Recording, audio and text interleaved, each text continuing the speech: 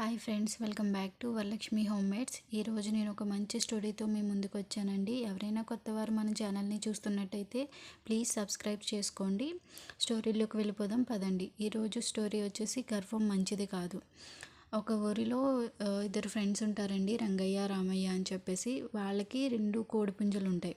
So ఆ 2 కోడిపుంజులకు ఒక రోజు అయితే వాళ్ళు పందెం పెడతారు. అందులో ఒక రామయ్య పుంజు అయితే విన్ అవుతుంది, రంగయ్య పుంజు ఓడిపోతుంది. ఓడిపోయిన పుంజు వెళ్ళేమో గుడిసెలో పడుకుని ఉంటుందండి. గెలిచిన పుంజు వచ్చేసి అదే గుడిసె పైకి ఎక్కి గట్టి గట్టిగా అరుస్తుంది. అరవడంతో పైన వెళ్తున్న గద్ద చూసి దాన్ని పట్టుకుని వెళ్ళిపోద్దండి, చంపేస్తుంది. సో లోపల సైలెంట్గా ఒక మూలన పడుకున్న పుంజు అయితే ప్రాణంతో ఉంటుందండి. సో దీన్ని బట్టి ఏంటంటే మనకు అర్థమైంది, ఎప్పుడు కూడా గర్వం మంచిది కాదండి. మనం సక్సెస్ అయినా ఫెయిల్ అయినా ఒకేలా ఉంటే మనం ఇంకా ముందుకు వెళ్తాము. Thank you.